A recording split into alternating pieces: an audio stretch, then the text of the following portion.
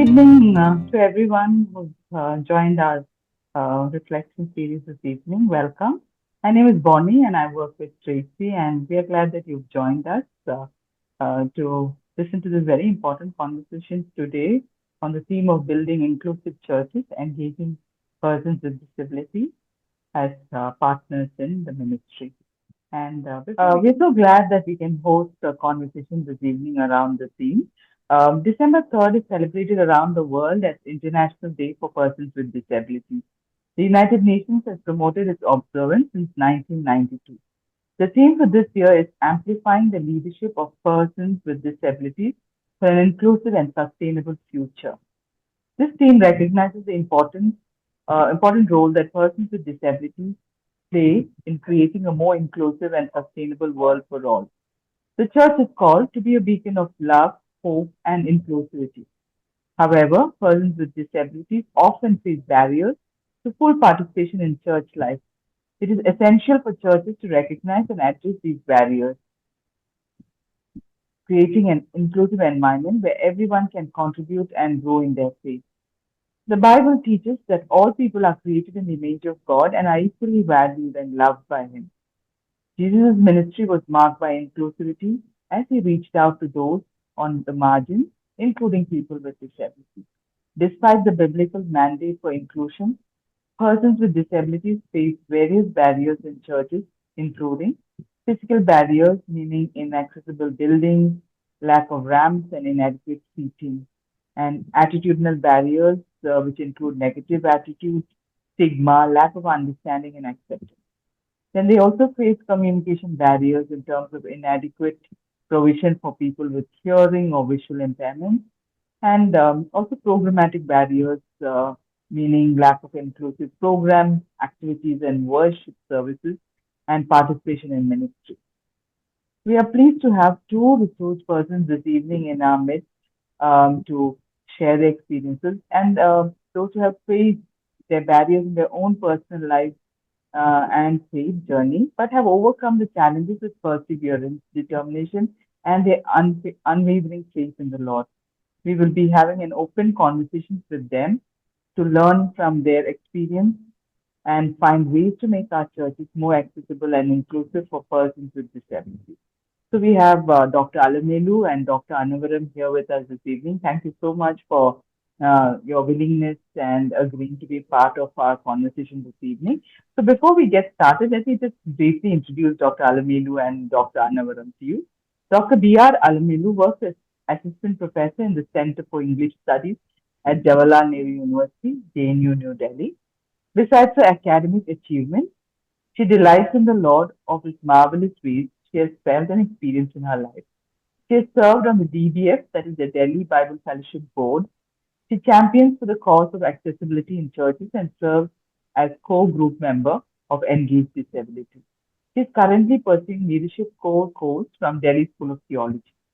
She has presented papers in various theological conferences and has delivered talks on inclusion of women with disabilities in churches. She has also completed a 2-month course titled Theology of Disability. So, welcome, Dr. Alamelu. And let me introduce Dr. Annavaram as well. He's currently serving as the Faculty of Sociology at the Central University of Hyderabad. He serves as a member in the advisory group for Engage Disability and is a member of Executive Committee for Indian Disability, Ecumenical Accompaniment, that is IDEA, under the National Council of Churches in India, NCCI. He is also Vice President of Visually Impaired Higher Education Teachers Association, and he is also an expert member of the Braille Council of India, Government of India. And he has the honor of being used in gospel ministry across denominations. And thank you so much again. And we will first have a conversation. I will, ask them some questions, and we'll go through their life and experience, or in their academic as well as their professional journey, as well as the experience in the churches. And then later on, once we are through with their conversation, we will have an open time where we can ask questions either directly or in the chat box. So to begin with, I will start with Dr. Alamelu, and then probably the same thing, Dr. Annavaram also can respond. So let me begin with right at the beginning of your journey. While you were growing up as a child, who was your greatest support and cheerleader? And what was the person's contribution in becoming who you are now, Alamelu? Firstly, I'd like to thank Tracy for having me here with you all, and it's a pleasure to be part of this reflection um, series of Tracy that you hold every month. And also, I appreciate the fact that you recognized to host and celebrate International Day of Persons with Disabilities. Yeah, to begin with, my cheerleader, in fact, though I had many, but then just to name one person, there was this teacher of mine in school. She taught me home science in plus one and plus two.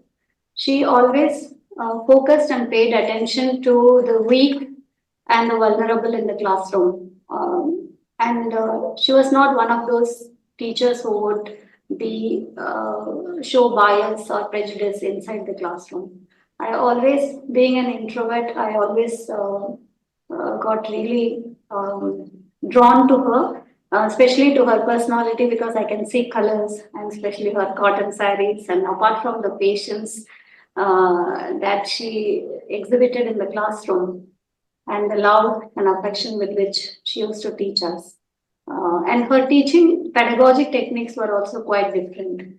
As I was growing up, I felt that when I grow up, if at all I become a teacher, I should behave and emulate her. And her name is Luz Grace. Yeah, that's it about for this question. Yeah, that's very interesting. Thank you for sharing that. To have models, and especially people who, meant a lot to you in your journey. What about you, Annavaram? While growing up for you as a child, who was your greatest support, and what was that person's contribution to your life and journey? Thank you. Thank you very much. And at the outset, also my heartfelt thanks to Tracy for perhaps making this decision to have us here, and which I think is very rare even now. Thank you for that, and also thank you for the moderator, and a special thanks to the director who made a time to come and perhaps pray for us. Um, uh, I'm told that my mother passed away when I was 3.5 years old child. It meant that I didn't see my mother. I didn't hear my mother, who she was. Of course, my father was very young, though, so he went on to marry another, and then therefore it was my my maternal grandmother who really brought me up. It was a time I'm talking about some 40 years ago. I think a blind child was nobody's case at this point of time, but she made it a point to bring me up, and I think she was the one because she didn't study. So she wasn't so much of a help after a a certain point of time.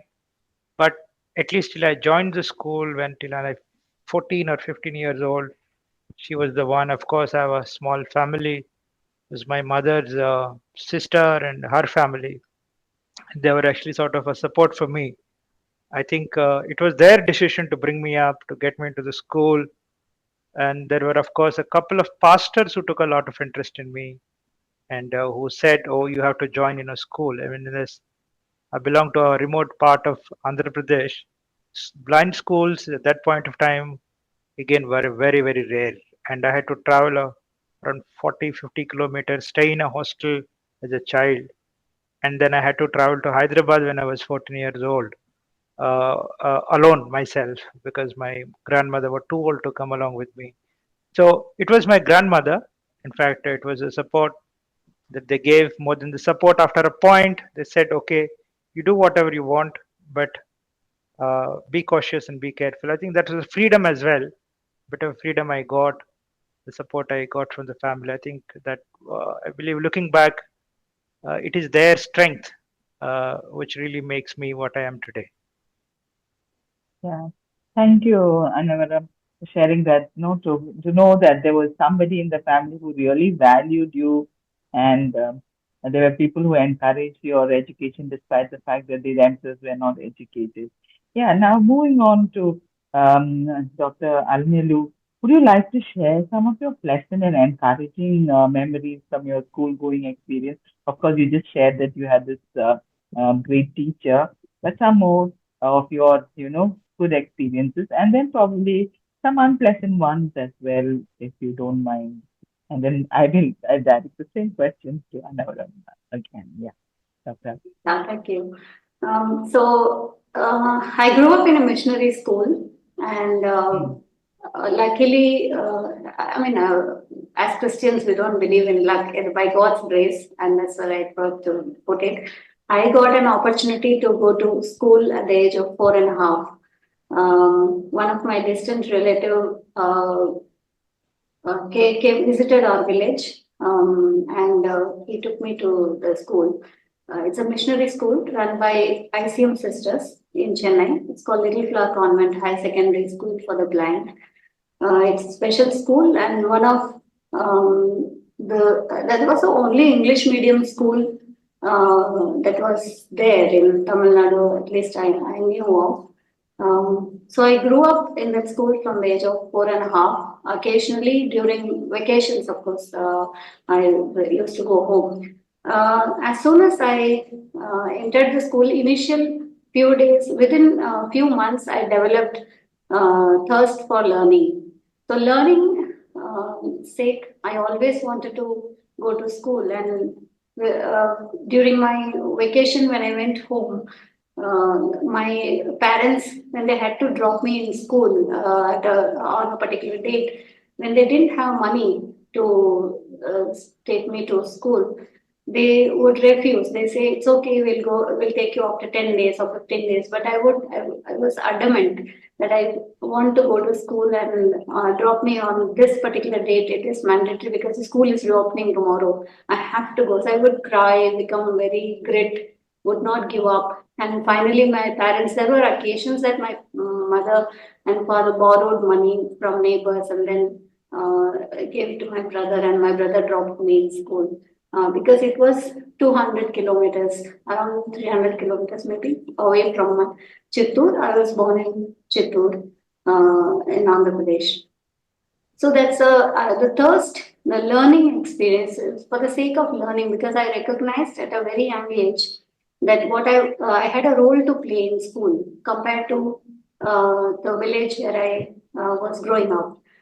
So naturally, I really wanted to learn many things and be part of several things. So I loved my school environment, everything that it had to offer me at that age. One of the most unpleasant things to say is, this might sound silly a bit, but then it mattered a lot when I was young. So my mother had this habit of not sending me to school with bare hands.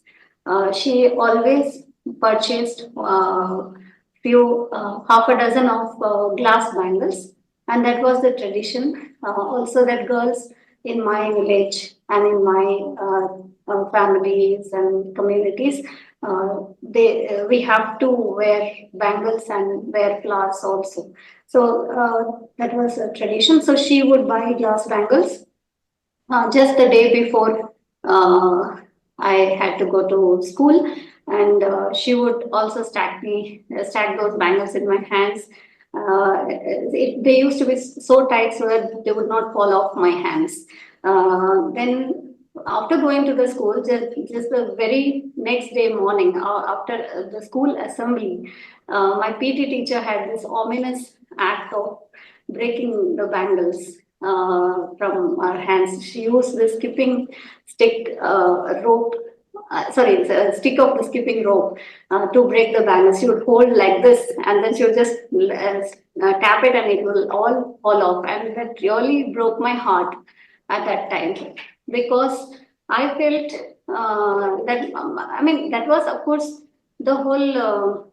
All the reason why they had bangles, the reason why that they had that rule that children should not wear glass bangles. Of course, in retrospect, it makes sense to me that the blind children should not break or get damage themselves or get wounded. But the manner in which the rule was implemented was ominous, seriously. So that was the most unpleasant, and this happened every vacation after vacation, actually. And I could neither stop my mother nor stop my PT teacher. So that PT teacher was physical Yeah, education teacher. Sorry, I took it a bit yeah. long. No, no, definitely they are not silly. It mattered so much to you, and I think at every point of our journey there are things that matter. I think for your mom, those were very auspicious symbols, I'm sure, and yet there was insensitivity at the other end, but the intentions were right. I think these experiences that you share are very important because sometimes our intentions can be right, but our execution can be very rough and, insensitive. So I guess, yeah, it's good that you're, sharing these things. But also the fact that you love school, that's so nice to hear that, and your parents stood with you to borrow money despite your challenges, you've journeyed so much and it's so heartening to hear that. Thank you. And what about you, Annavaram? Would you like to share some of your experiences and journey as well? Both great memories as well as some of your unpleasant ones. I joined school little late. I joined school at the age of 10 years. This was also a missionary school, but run by a pastor. And there was a Vijayawada. There was a there is a mission to get the sponsorship from the United States. They used to send money, and our very small pastor in that village, close to Yanam, which is a Pondicherry part of Andhra, uh, a school was situated there. Very small school, but just 2 kilometers away from Godavari River. It's a very pleasant place. Anything we wanted to learn, just it's a matter of minutes. So there was a time I wanted to learn a English pledge. It was a Telugu medium school. I picked up the book at 4 o'clock in the morning. By 4:30, all pledge was in my memory. It was so powerful an environment it was. This so pleasant. More than anything else, I think because I joined the school at the age of 10, I was really looking for a different world. And one important, uh, uh, uh, very interesting development for me was to see the braille. So the braille where we can actually touch and read the book like this. So all of them were Bibles. So because they were all sent by Lutheran braille workers from the United States. So just touching and reading those letters and then making them words itself was a great joy. But um, our joy was short lived because within 4 years, when I finished my fourth grade, the school was closed. There's some quarrel Mm. between the Vijayawada mission and the school management, and the school was closed. We don't know where to go. But then I had a friend of mine help me to go to Hyderabad. I picked up my bag, picked up a trunk box with the two, three pairs of clothes, went to Hyderabad myself. I thought I'm doing a great job because I was going to study myself. I was so proud in some senses. I was so confident. But the moment I entered the school, the headmaster's question was, "Who did you bring here?" I said, "I came myself." No parent, no guardian. I said, my guardian was too old to come. And the immediate answer was, "I can't join you here in the school because what if tomorrow you steal something from somebody? Whom am I going to ask? Who is responsible for you?" And believe me, I stayed in that school asking, begging for admission from June to August 1995. 2 months. And that was the greatest unpleasant experience. Of course, then at that age, I had to go to the district collector and put in a petition to him. Of course, he immediately sent a communication to the headmaster, said, "Join him immediately and report me back." The same headmaster, after a few months, started admiring me for different things. But that was the most unpleasant experience for me in the school. Coming to the school and being refused admission at that point of time, it really hurt me for 2 months, not 1 or 2 days. Annavaram, I'm so happy to hear that you persevered despite all those setbacks and challenges. And I think at a very young age, it's very interesting to see that an activist was born in you and that you didn't give up easily. And Glad. I'm sure. I hope that this story of yours or this act of yours is heard by many, so that they will not give up. Because I'm sure these are challenges that people often face, and it's easy to give up. And I'm sure it must have been very tough those 2 months that you waited, and also the direction that you. That's so good to listen to you, and I hope that others will hear this as well. Yeah, moving on, Alamelu, what factors helped you in pursuing your higher education degrees and then to become a faculty in a reputed central university? And what are some of your dreams and aspirations in your professional area of academics? So, as I said, I was born in Andhra, but I grew up in Tamil Nadu. And right from beginning, I knew that both the states had their own rules, and neither of them matched. And therefore, I would not be eligible in either of the states for getting state positions anywhere. So this had registered on my mind right in the beginning when I was in school. And therefore, I always, from the age of 8, I started dreaming of getting a central government job, come what may. Mm, So that has been my dream. Initial plan was to get in railways, and then gradually mm, my idea shifted to civil services. And then finally, when I came to JNU, I realized that I don't have much interest in civil services. I should enter into higher education teaching. So I always wanted to study in the central universities. This has been my dream, and we used to discuss a lot in school with our classmates and also with teachers. And we also had several inspirational speakers who used to visit our school, and of course we were given exposure basically. Yeah, so that's how I started dreaming of. My aspirations and dreams for my in my professional workplaces.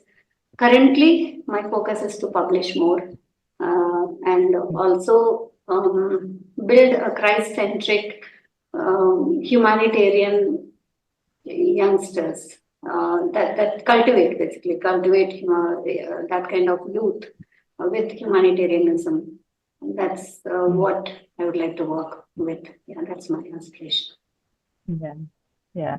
Thank you, Alamelu. And what about you, Annavaram? What factors helped you to pursue your higher education and To be frank, decide to? I just wanted to get an any job after my 10th. I really, to Uh, begin with, I didn't have a great aspiration. Somehow, mm, because mm, my grandmother was always at the back of my mind.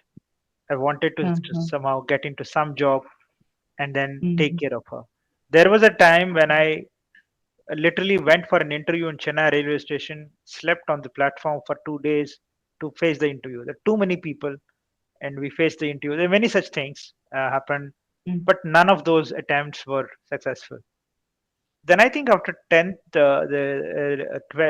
plus two, what we call intermediate in this part of the country, mm, then I strongly decided I'm not going to give up. I'm not going to do anything now. So I would wait, mm, and somehow I wanted to teach in a college or a university. I'm not sure. I would definitely say that I wanted to teach in this university, that university, but I wanted to be somewhere in the higher mm, education. Perhaps many of my mm, friends did the TTCs immediately after their plus two. They would do the diet. Some of them mm, been immediately got employed. They got married, had children, and mm, some people did B.Ed after immediately after their graduation. But I didn't do any mm, of them. I said I'm going to do my post graduation. Somehow God was so gracious, and I must say I don't think I would have got what I have today without His plan. But by God's grace, I could get into my job here when I was in MPhil at JNU. I did my MA and MPhil in JNU. I taught in Hindu college for a while and then came back here to Hyderabad. That was really God mm, visiting my actually dream. mm. Yeah, good to hear. In fact, both of you have persisted in charting out your, career path. And though you had different options and you thought that you could pursue different things, but you've charted it. God has helped you chart it out well, and you're in places of influence. And places of higher learning. Now, I would like to ask you about your faith journey. Would you share with us your faith journey, Alamelu? How did you come to know the Lord Jesus Christ, and what does this relationship with God mean to you? I, all of you must have by now guessed that I was born in a Hindu family, and I, for my first interaction or maybe introduction to Christ was in my school. We had great Bibles. We were given in school right from first standard onwards. We had Braille books as well as Bible in Braille. A lot, and also I was always made part of reading Bible in church mass. It's a Catholic school, so in the church, and I thoroughly enjoyed reading Bible verses in the church always. Then I also developed a very special appeal for Gospels of Luke and Matthew. I remember completing. I had this habit of reading any book I got in my hands. I had the habit of reading it from first page to last page. I would, and without that, I would, and that would be like a mission for me always until now. So I had read Luke and Matthew, also other Gospels, but Luke and Matthew appealed to me much more in childhood than any other book in the Bible. Uh, of course, I always wanted to read Genesis, but that didn't really much. I don't remember it having it in Braille at that time. So gradually, from ninth grade onwards, I started attending, though it was not mandatory for us to daily attend mass, but I started attending on my own. That's when I felt that there was a significant improvement in my academics, in the way I studied, and also I could achieve much. So I truly feel that that was when I came to Christ, but then I did not accept him or proclaim him as my savior for a very, very long time. Even when I moved out of my school during the graduation days, I used to go attend. I stayed in a welfare hostel because I couldn't afford. First of all, they didn't give me college hostel, so I had to stay in a welfare hostel. So at that time also, I looked for a church and I started attending the church. But their attitude towards me was quite different.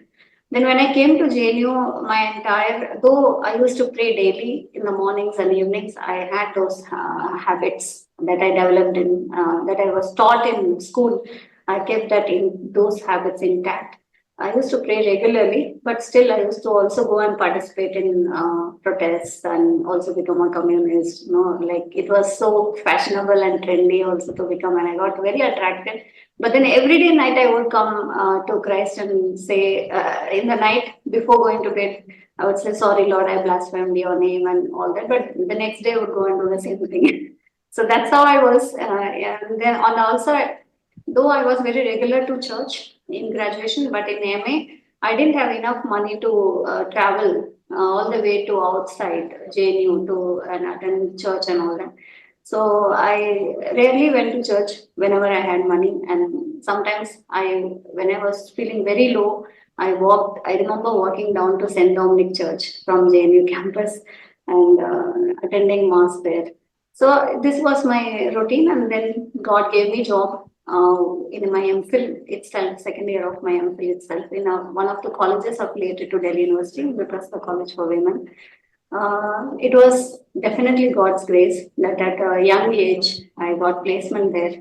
Even after that, I used to go to Sacred Heart Church from IP College. I got accommodation also there. So when I started going there, I was not somehow at peace. So it was only from 2011 to 13. I read the whole Bible, and first thing I did when I completed reading the Bible was that I used to wear a Mother Mary ring in my hand, and that I used to consider it as a kind of auspicious thing whenever if I also had spare ring always in my bag. Suppose one breaks and the other one I could replace it with.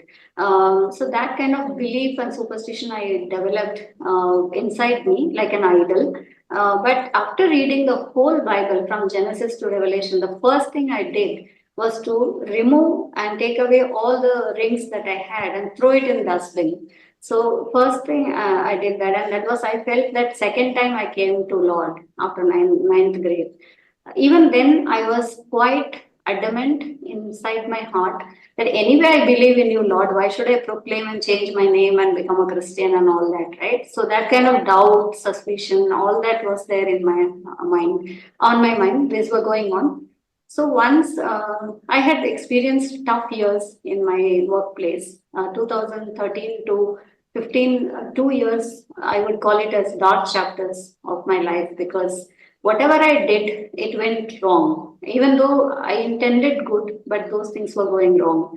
And I had to undergo 3 hours of humiliation for no fault of mine at workplace. So these things really transformed, they were transforming my heart. Though I was reading Bible daily, but I wasn't proclaiming. So I prayed to God that show me a church where I can where I would feel accommodated because every Catholic church I go to, once the moment I utter my name, the fathers take aback and they think that I am Hindu and therefore they would not give me the blessing. I have to always explain myself. I don't like this, so I want to go to a church where I feel accommodated and understood, so that I can accept you also over there. Show me a church. So that's when a student friend of mine who used to stay with me for some time because she didn't have accommodation anywhere else. So she's also Hindu, but she did not come to Lord, but she used to be the regular attendee of DBF students, CDC, Central DBF students service on every Saturday. So once she saw me very sad and she told me, why don't you come to this church where I'm going? It's very nice. So I had very, what do you call it? Like I didn't have a good opinion about Protestant churches because of their longish services that I have witnessed in South, and also the different seating arrangements and the judgmental attitude that I had witnessed. So obviously I stopped. I said no, I won't come to this church. I'll come with you, but I'll go to Sacred Heart Church. You go to that church, and then we'll both come back together. So 2 Saturdays I did like that, but the third Saturday I thought that I should go with her, so I went with her. And really, that day, God moved my heart through the sermon. Yet again, through this verse, that the whole sermon was on salt and light on that day. So God has brought you all the way from 2,000 kilometers here to Delhi, not without a purpose. It is with a purpose. You have to be the salt and light to this city. So that really touched my heart, and without even knowing myself, I started shedding tears. I didn't even realize that my student is sitting next to me. Nothing mattered to me. I just wept bitterly in the church itself, and then it was like an outburst. And then I started attending for 1 year the same church, Central DBF, and I took baptism there the very next year in 2017. I took baptism, and then I met my pastor's wife in one of the DBF Connect conferences that was held in 2018. And she told me about a church, which is a branch, NDC North Delhi congregation, which was just 5 minutes away from my college. So I thought, okay, vocationally, this is more easier for me to go. So I started attending, and I truly enjoyed being there, and that's the church I still attend and go to. It's been 6, 7 years with them. This has been my journey, and I'm very happy that I have come to Christ. A lot of worries and pains that I had before, the anxieties that I had before, all of them have vanished, and my relationship with Christ is to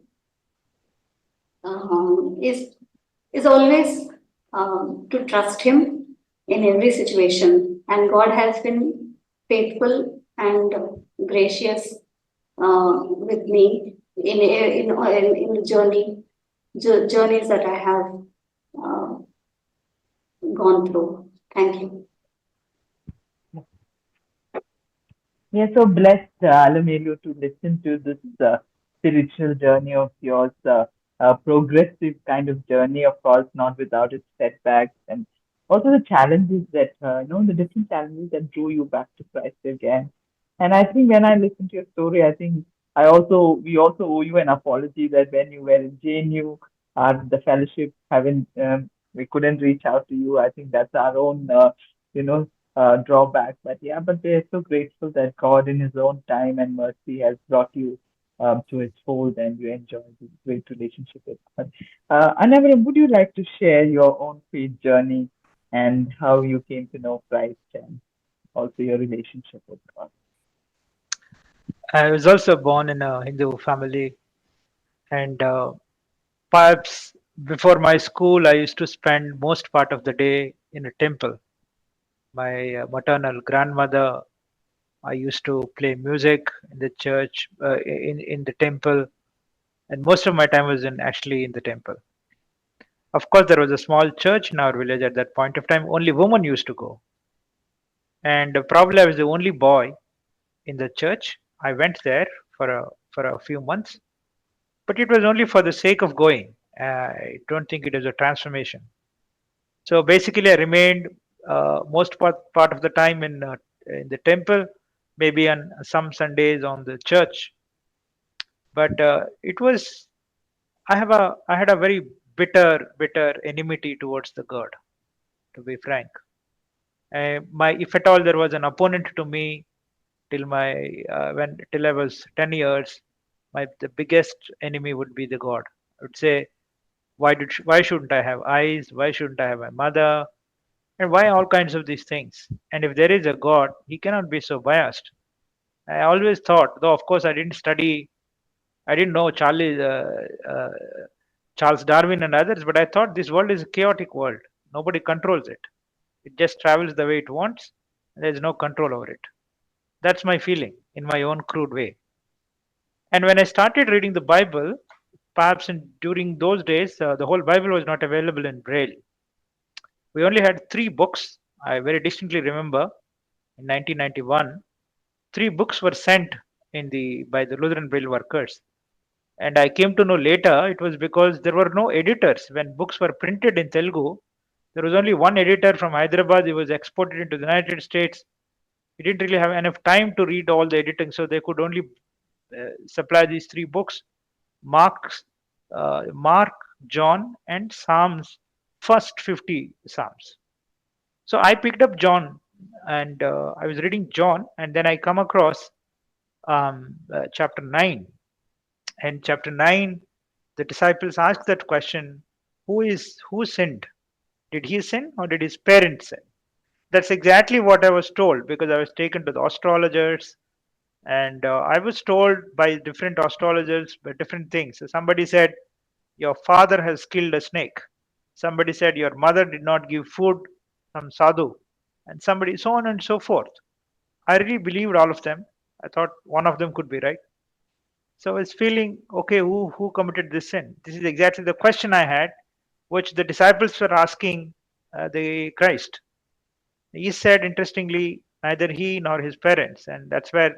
And it doesn't stop there. He would in verse 3, he would say, perhaps he was made blind because God had to be glorified in him. That's where I thought, oh well, I think there is a purpose in my life. I didn't know. It's kind of a very childish belief at that time. Okay, but one relief for me was that I was not a consequence of sin. I was not consequence of my purva karma, whatever. That was a great relief. I wouldn't say that is the beginning of the faith, but that was a great relief. Then I started very curiously reading the Bible, and day after day, it was a great learning. But as I started going, but I that word stayed with me. Verses 2 and 3 of John chapter 9 really stayed with me. And when I came to Hyderabad, I started going to Hebron. I had a very couple of good, very mentors, and I started going to the church. And of course, then I came to God. There were many instances where God really spoke to me. Then I took a decision on a fine day and said, Lord, I'm coming to you. I accepted Him. I took baptism and no going back. And it has been a great journey. And it is not to say that everything was so good and so all right.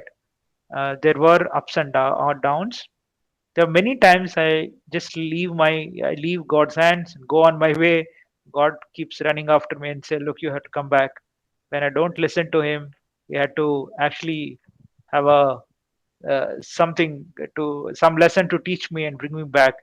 But I think what really stayed with me was John chapter 9 and 3. And down the line, for the last few years, I realized that this is the verse around which a lot of disability theology has been developed around. I didn't realize at that point of time. When I look back now, see all the disability theology in, and I realized, oh, this is the words that spoke to me personally at that point of time. But this is also the words that is responsible for a lot of disability theology, and that really changed the Christian community to accept people like me. So that was very briefly my journey in faith. Yeah. Yes, thank you, Annavaram, for sharing your journey and also for us to know that how, reading the scripture also lifted your burden of, your whole, understanding on disability and that was that changed your perception. Um, Thank you for that. And of course, Alamelu, you told us that for the last 6, 7 years, you've been part of the church and you've been going there and you remember.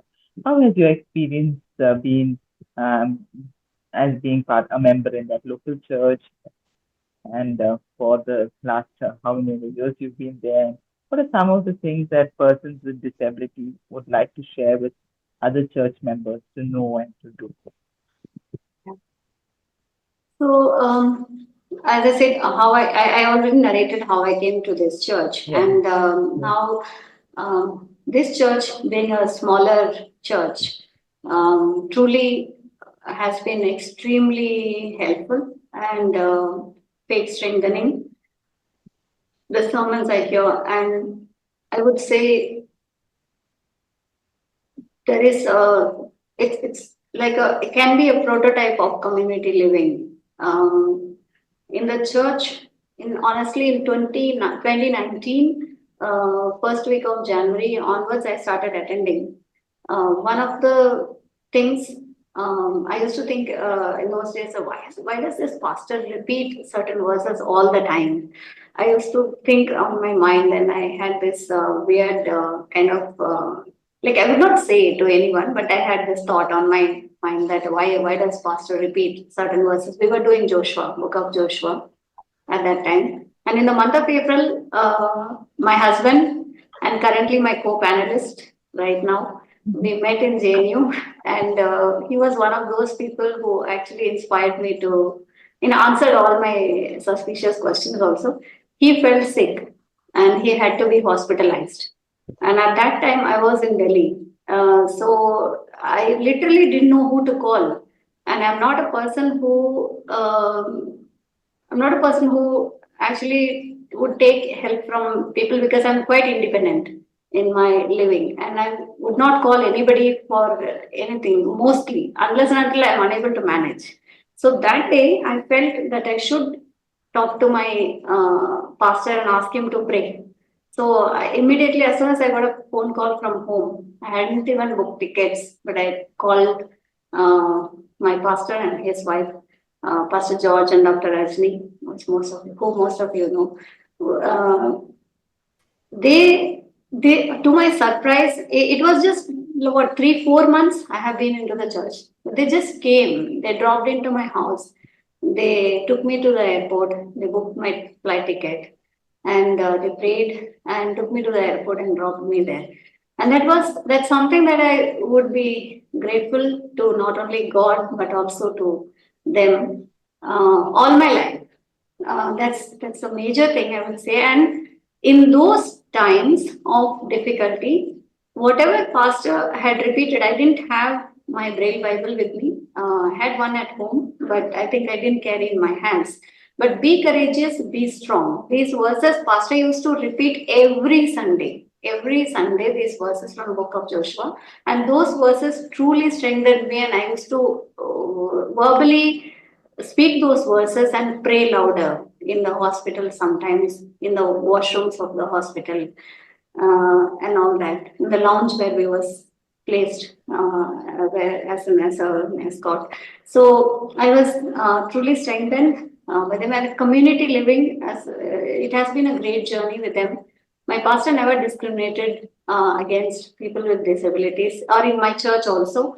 The moment I go there, I feel that warmth and kindness and love, and I feel truly with children, youth, everybody. And he perhaps is the first person. He didn't even think about when they had to nominate someone as part of the board. They asked me, and I initially thought, I mean, how will I manage and all that? But then they said, we trust you, we have faith in you, your potential, and all that. So I really felt good about it. I felt that they did trust me, they did have faith in me, and that became very clear over the years that I had journeyed with them so far.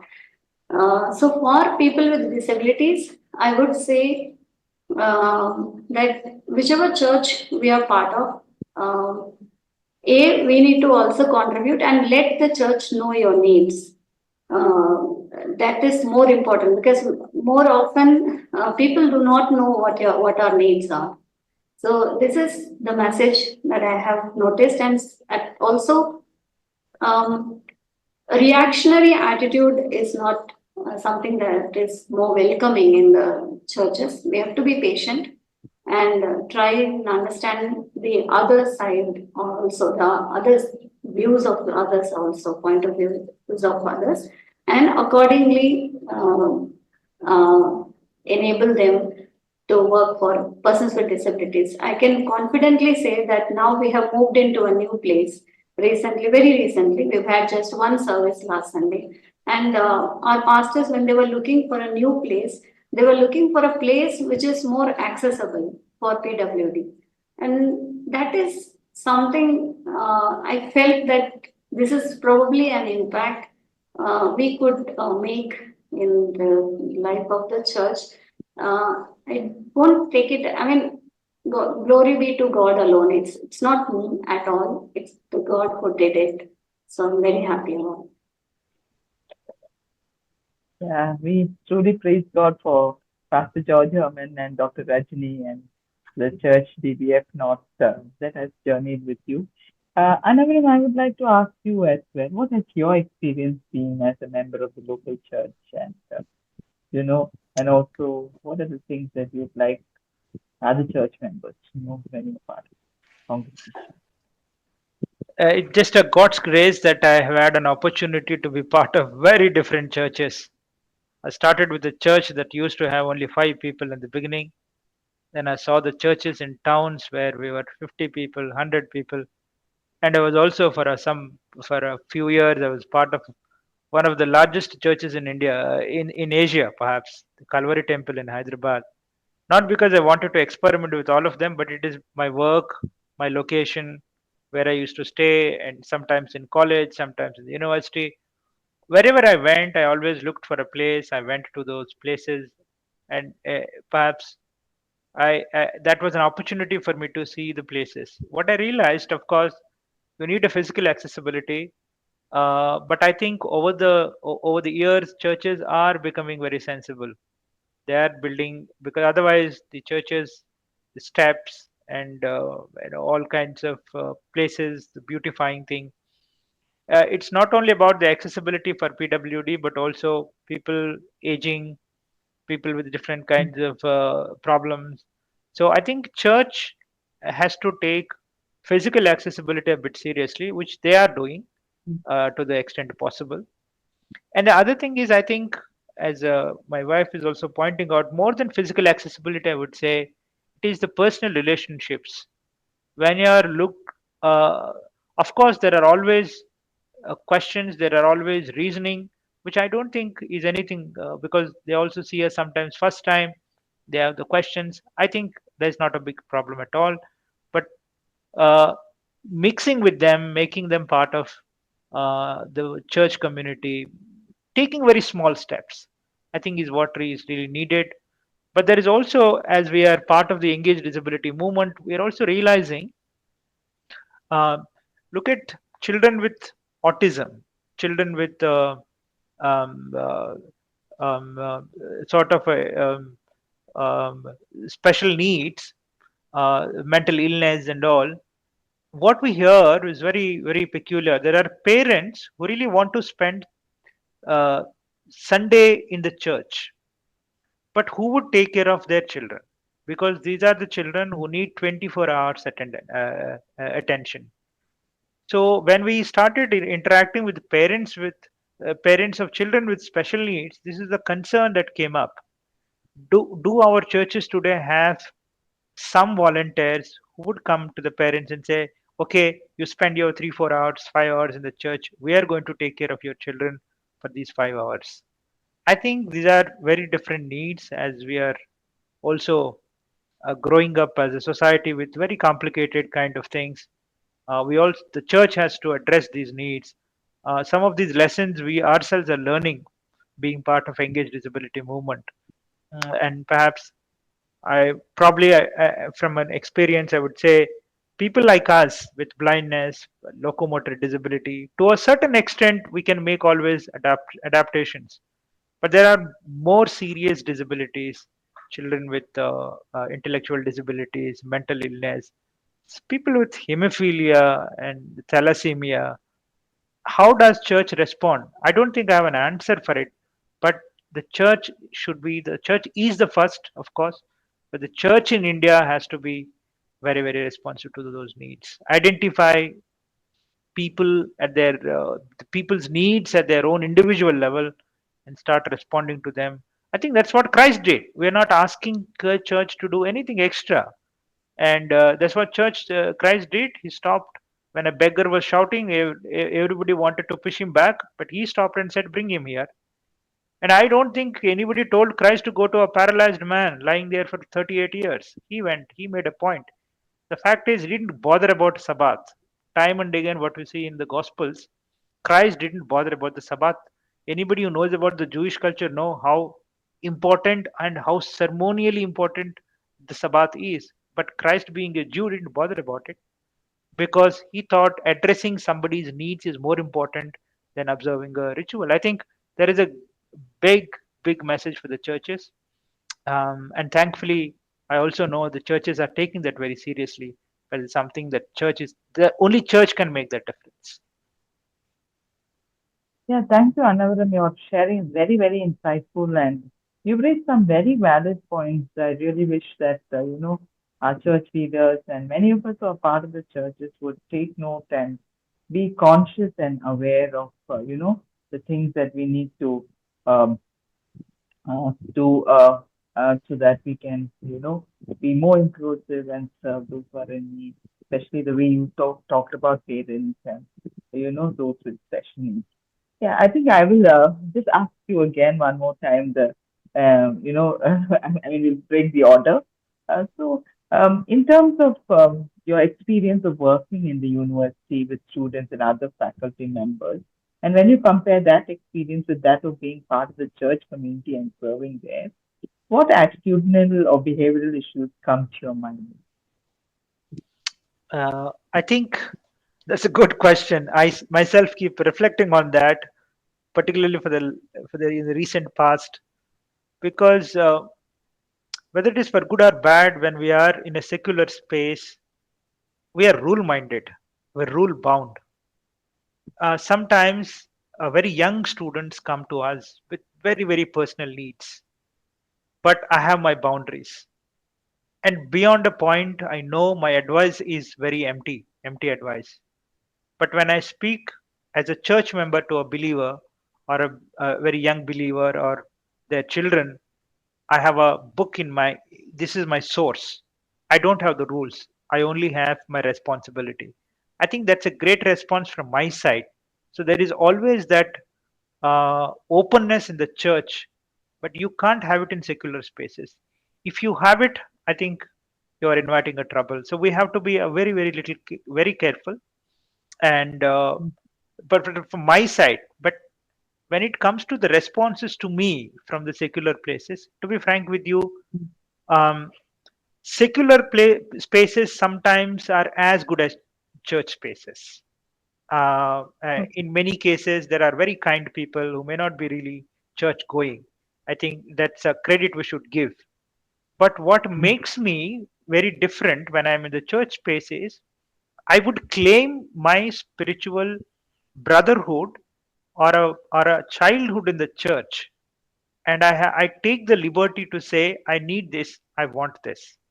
I don't think I can take that liberty in a secular space.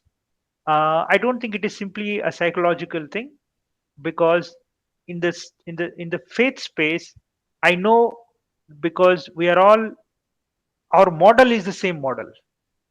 The reason why I can take that brotherhood or a childhood liberty and ask somebody, I need this, I want this, or why are you not doing this? Because they know what I am talking.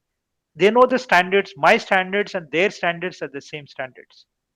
So I think over the years I realized that freedom I can't exercise in a secular space. That response I can't get.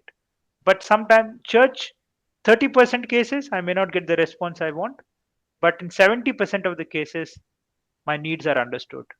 And even if it is a battle, my battle is well taken. So I think that is a freedom. I really, when people pastors speak about the freedom from the Bible, what really comes to me is my encounter with the church, my encounter with the secularism, secular spaces. I think we have more freedom in the church, even when you are an introvert, when you don't have needs. Even then, when you have one, you can always expect the church to serve you, not as a simple sympathy or something, but perhaps as part of a same body. I think I take that for granted. I mean, most of the time, that is not available to me in secular spaces. Yeah, yeah, Annavaram, that's it. I mean, it's very, heartening to hear that the church has made a difference in your life and in terms of how you feel, the right to as a child or as a brother there.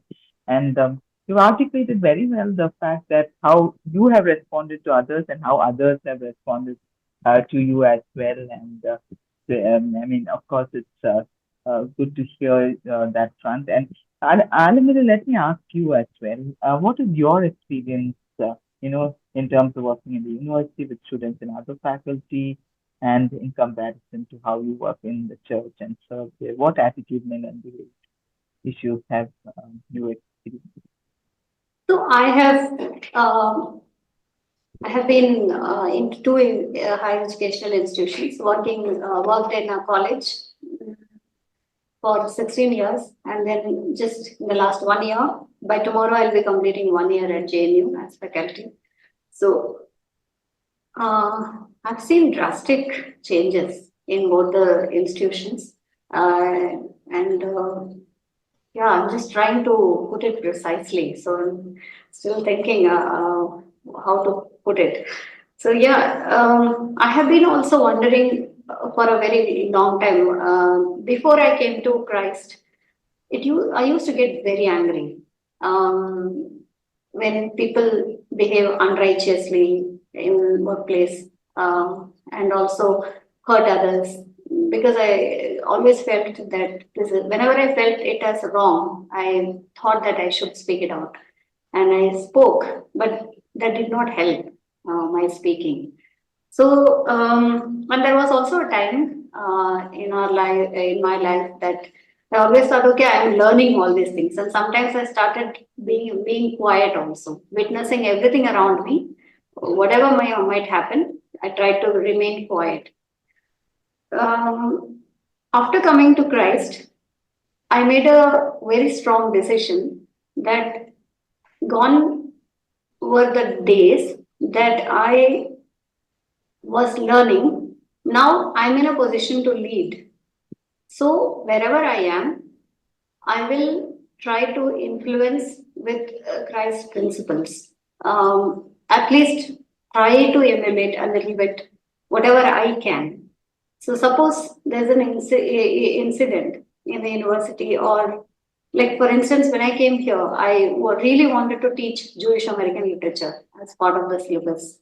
And because I knew Jewish history very well, and also I thought I can bring in, at least make students read Bible in that way. So that's one of the ways that I felt I could bring inside classroom uh, my faith. That was one thing. So leading and taking responsibility about and control over situations and giving alternate opinions, which are faith oriented opinions, is in the way that I have been functioning for the last few years that I had come into Christ. Of course, give and take relationship is very high in secular world. Um, Interestingly, when I don't want to follow give and take relationship, I just give and don't expect. And people start relying on me, trusting me more. And I have witnessed that. It is possible. I used to think that it's not possible to emulate Christ's principles in work life, but it is possible when we start doing, others also emulate you. And I have seen that too happening. Yeah, sometimes there will be setbacks because the other person you're dealing with is not into faith. So certainly there will be setbacks. But not minding should be our attitude. That's setback. I don't know whether I have answered your question absolutely, but this is what I feel about the workplace and being in the university, interacting with students, and so on. Like, I can confidently say that the term paper nowadays, there are students who come to me and say that, "Ma'am, I want to work on." The one student is working on disability in Gospels right now for this term paper this semester. So I don't think that such a thing was ever encouraged in my center before. So I'm able to do it because I could also introduce certain texts inside the classroom. Yeah. Yeah, it's interesting to listen to your experience and your persistence as well, Alamelu, and your whole, the perspective behind why you insist on your approaches. I know we are running out of time, so I'm just moving on. I have a couple of questions before, I give it open to the audience here, and I already have received questions.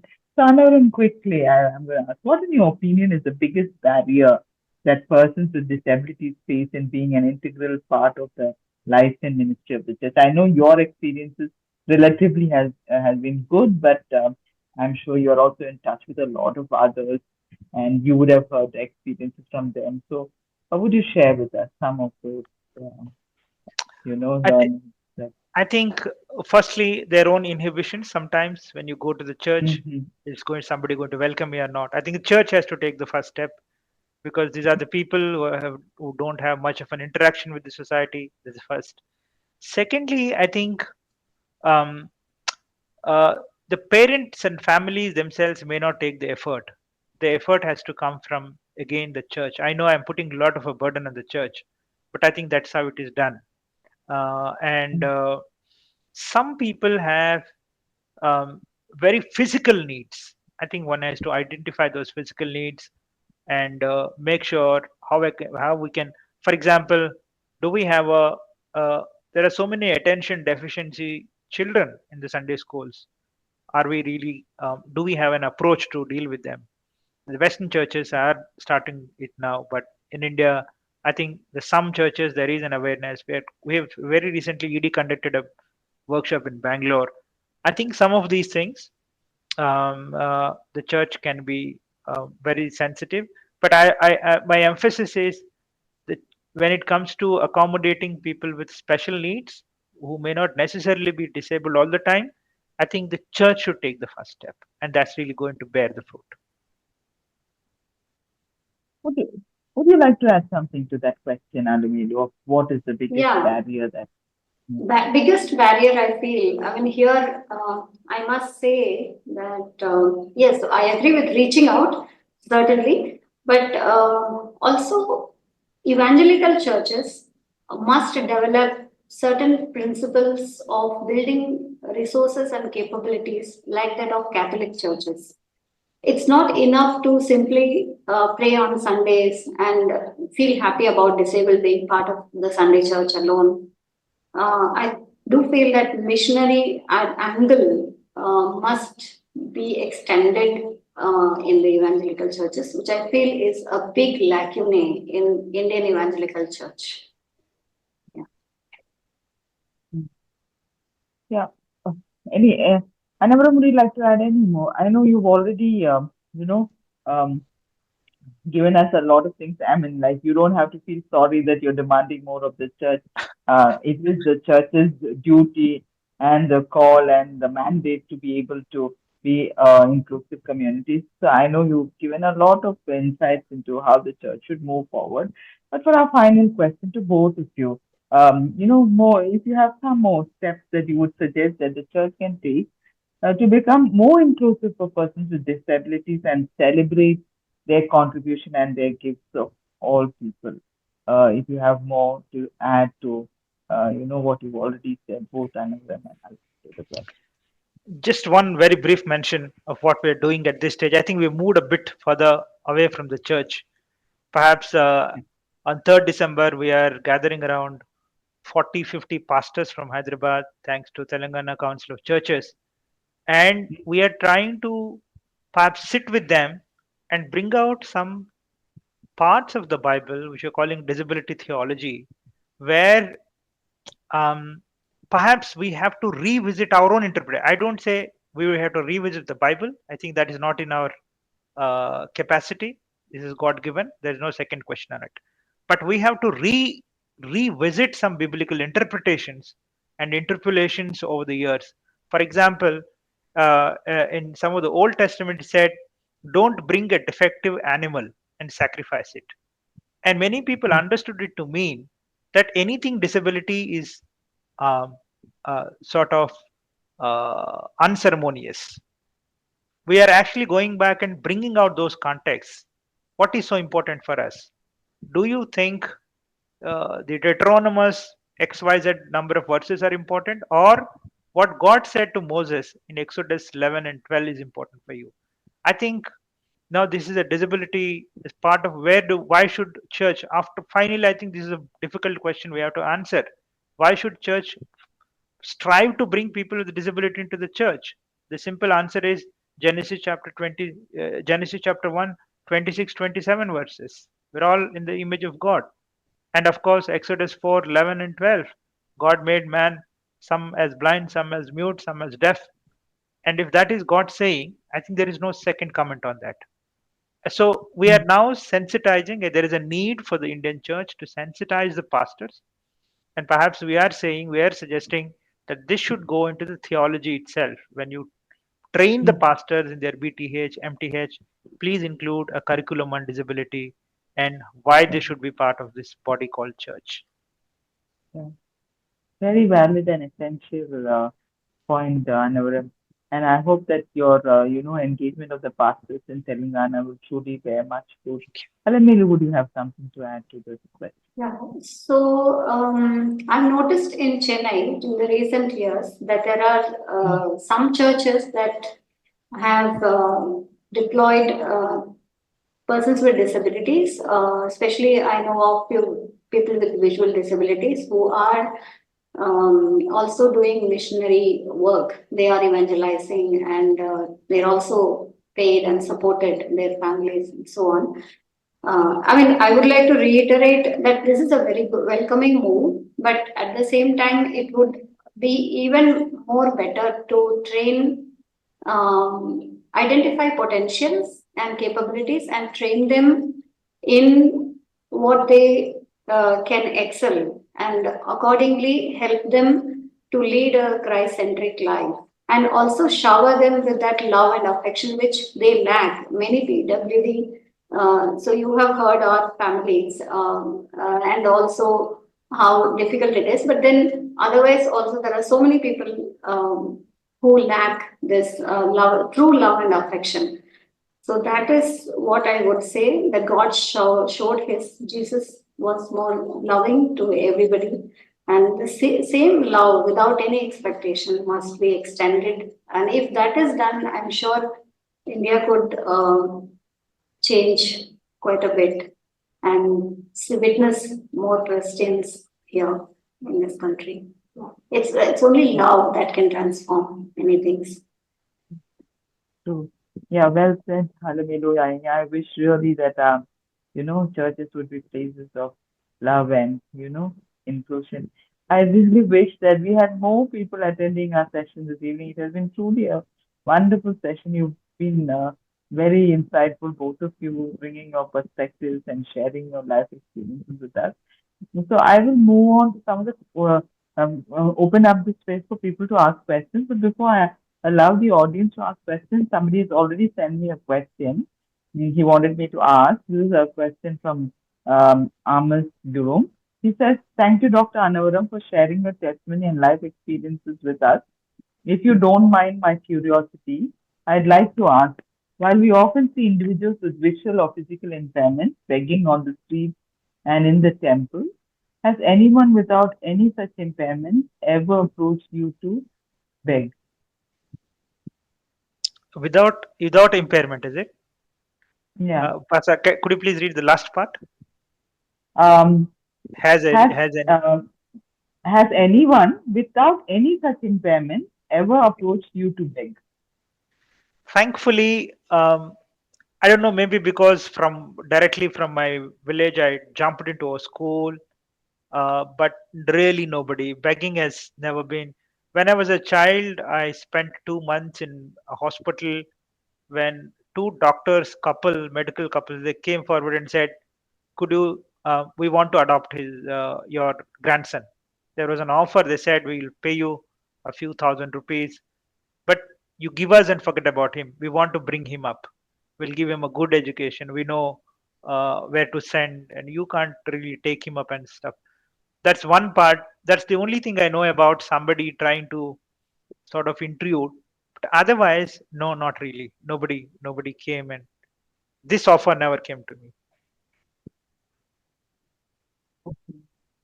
Um, Please, can others who are interested to ask questions unmute yourself and ask questions?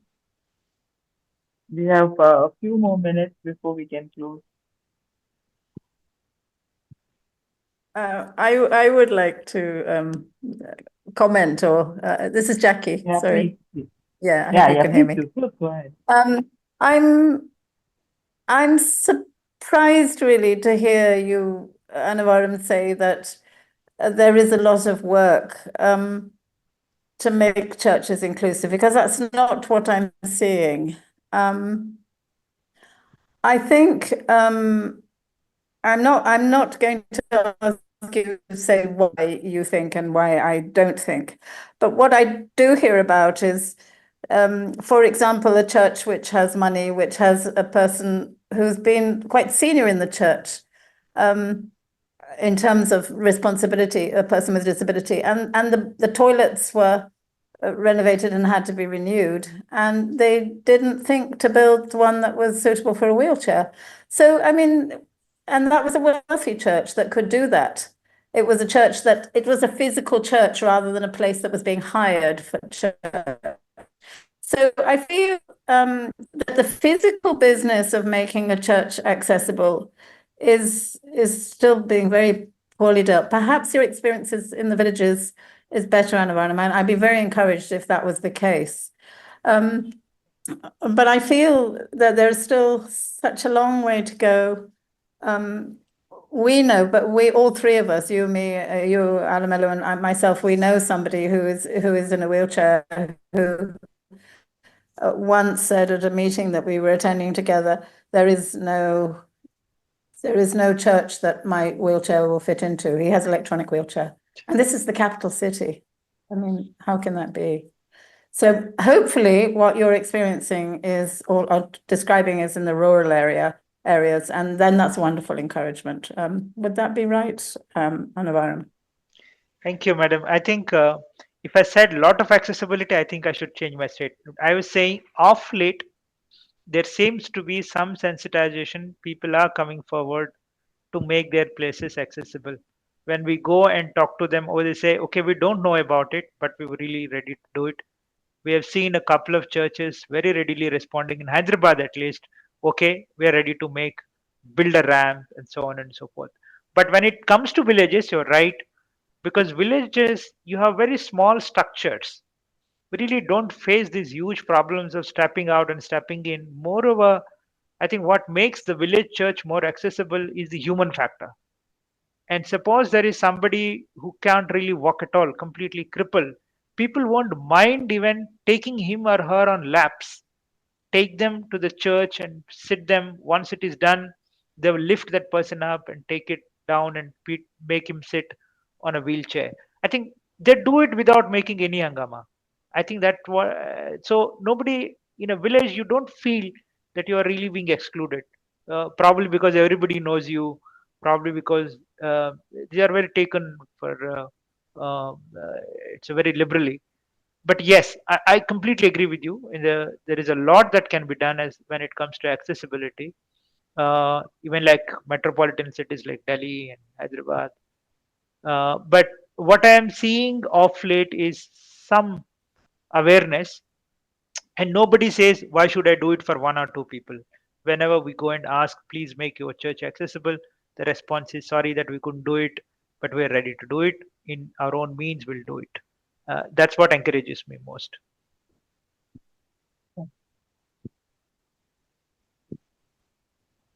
Thank you. In Nepal, we culturally follow a segregated worship pattern where children are sent to their Sunday school classes during sermons. However, I'm aware that some denominations in India practice inclusive worship where children join the congregation. In such settings, are children with syndromes that may cause occasional noise welcomed and accepted in the worship service? This is a question both to Annavaram and to Alamelu. Since we're running out of the time, I think people with children with syndromes are usually whenever they are brought into the church, the parents take care of them. We really don't have much of an experience where they are kept separately, but I know many parents who bring their children into the church. Even when they make noise, I think it is tolerated. I have seen churches where they are tolerated, but because also the parents make the choice, they think that the children should sit in the church, and that itself is a blessing for them. Uh, though it is a rare occasion, but wherever they are brought into the church, definitely they are tolerated. At least, yeah. So it's not been so prevalent widely though, but there are some churches also that have neglected and also have made have rejected them. At least we get to hear this in Engage Disability conferences that how certain churches have denied. So that's what we are also making an attempt to create awareness. What they need is awareness on how to include them and keep them part of church ministry and both Sunday schools as well. So Engage Disability also has developed a toolkit to include people with disabilities in churches.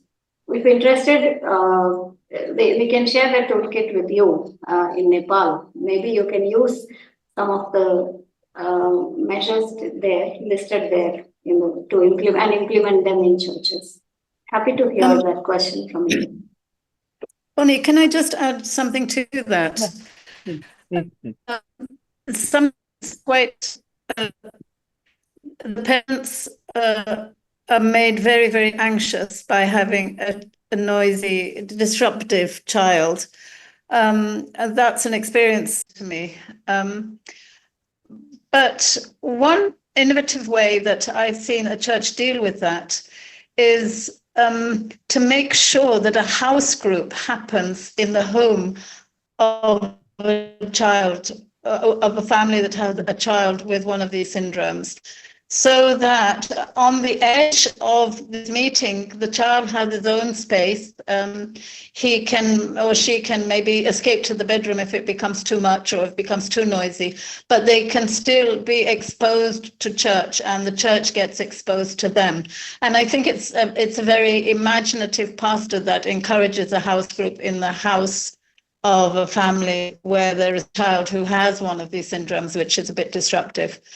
We've seen it in Delhi, and I think it's a very nice model that could be thought about. If you can't bring the child to the church, bring the church to the child in some way. Thank you, Jack.